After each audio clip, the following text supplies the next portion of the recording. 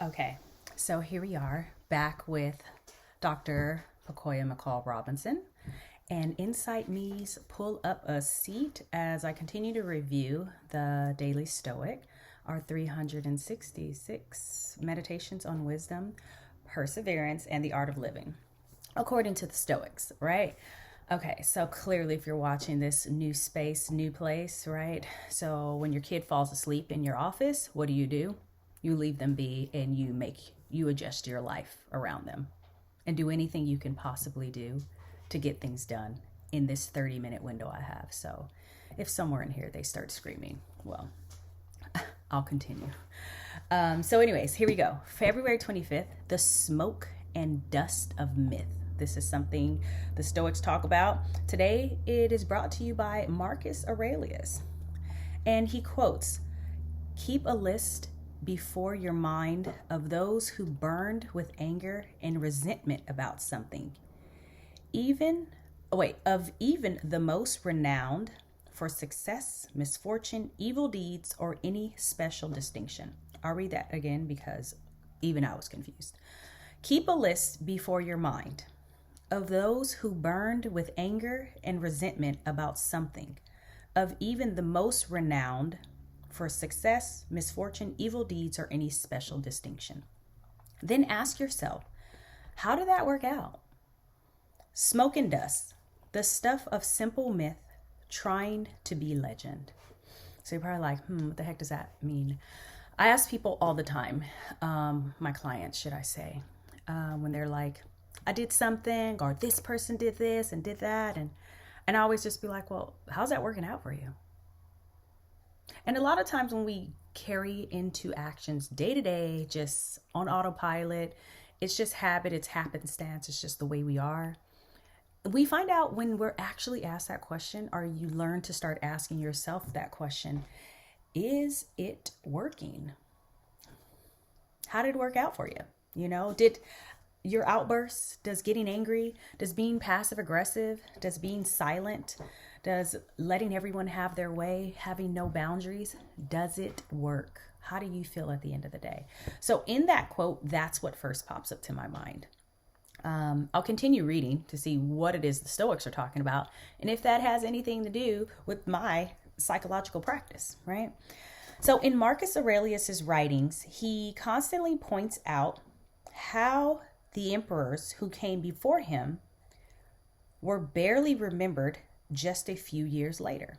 Isn't that like the news? Fads, trends, you're hot for 1 second and then you're not, right? So for everybody who's struggling with that, well, shit, it's been happening since Marcus Aurelius, okay? Don't feel bad.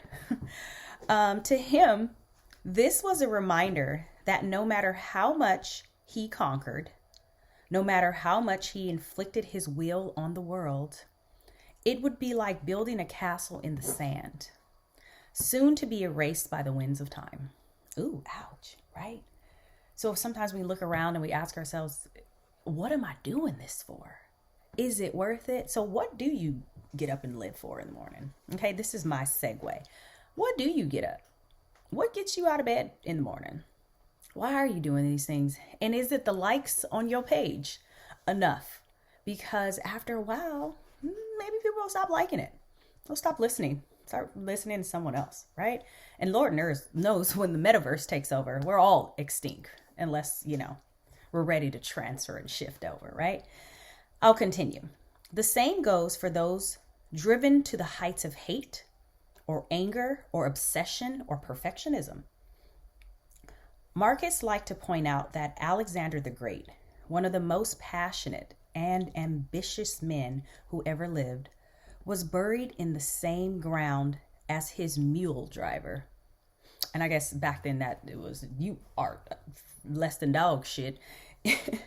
If he the great is buried next to the dude who drove your mule, right? You're like, he had to be the lowest of the lowest. So I guess he's rolling over in his grave.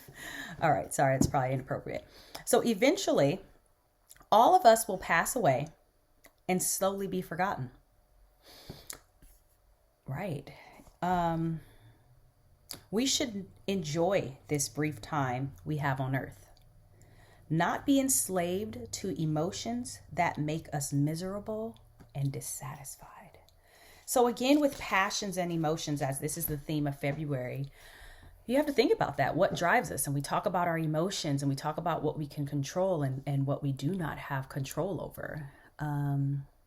So are your actions, and I ask myself this every day because this is how I like to compare myself, is to me and who I was yesterday, not to the person next to me, in front of me, behind me. And sometimes it is good to like glance over and be like, I like a little bit of that. Let me take a little of this and let me take a little bit of that and sweeten up my pound cake, right? That's cool. That's totally different from being obsessed by these actions of perfectionism, of your eyes always being on the next person, because you will never, ever, ever fit that mold. I mean, if you've even tried to fit in with yourself, that's hard enough. And you're you. Right? So think about, what am I doing? Is it working? Does it satisfy me? And if I died today, like right now, at this moment, could be a spider, right? Do I feel good about the acts and the works I've done, or the things I'm putting in place? That's usually something that, brings some peace of mind when I'm working with people on goal setting and finding passions and motivations. You can be driven by money and tangible rewards. But believe it or not, those are secondary gains. The things we need are food, shelter, water. This is how we survive. So theory behind that is, anything that is an external reward doesn't really truly satisfy or motivate us. Yes, people are like, but I have to go to work to make money to do what? To live, to, buy clothes, to feed yourself. Again, the money is a secondary gain. Ask a person who makes extremely good money and hates their job.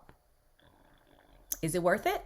But they still go, but they're miserable every single day. But you can find a person who quit that miserable job that paid a lot of money, and maybe it's closer to home and they have more time and all these things that they've decided is more enriching to their well-being, and it's actually working for them. So that's what we want to think about today in my 2-piece and a biscuit, along with what the Stoics say to be so, our oldest living philosophers. Well, they're not living anymore, but the oldest word of our previously living philosophers, should I say, and how they help us out and how we can incorporate these things into our day-to-day lives in order to bring ourselves some more happiness, a little more joy, a little more control. And if any of these things are continuing to help you, or you have questions, hit me up in my chats. I love to respond. I love hearing the back and forth, answering questions. I appreciate your comments. Tell me, what you like to hear, which ones helped and don't help, and pass it on. Knowledge is power and sharing is caring. I'll see you guys again tomorrow as we go back over more of our meditations, and I'll bring you a new topic.